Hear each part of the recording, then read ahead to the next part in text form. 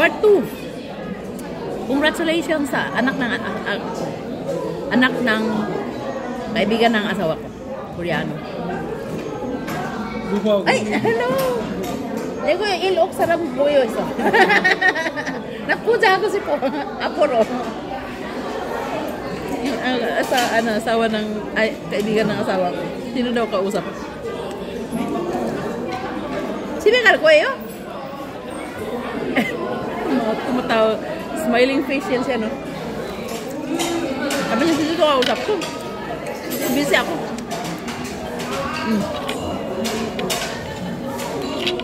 Ayaw ko na ng punggok. Hindi masarap. Alam mo, friends, dati masarap siya. Ngayon, hindi ako nasarapan. Iwan.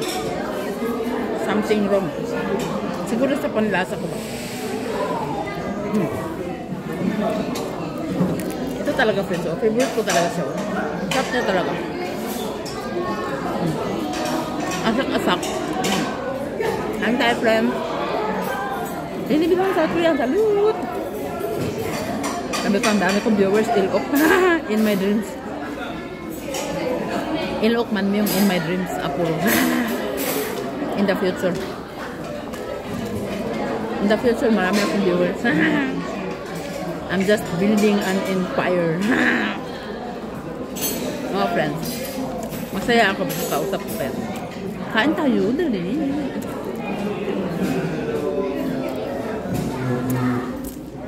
Ulit tayo kailangan natin.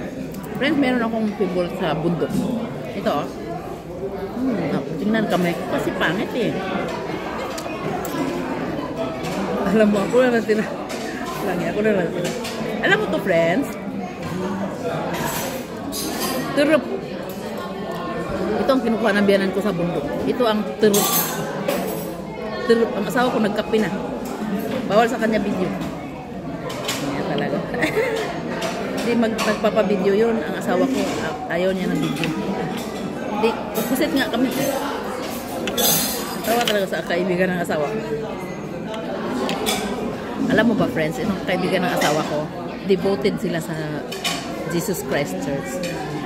Minsan, pumunta sila sa bahay, kinantahan ba naman ako? Alam mo yung kanta sa simbahan sa atin sa Pilipinas. Nandito siya sa tabi ko eh, mamaya na lang. Sarap ito.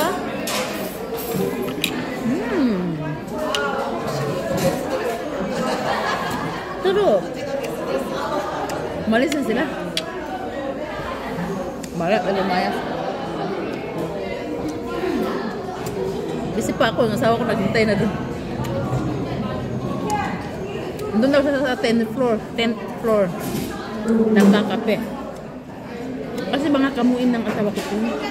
Mula nung binata pa sila. 3 minutes na iba may nilibig ng girlfriend. Salud! Itakali.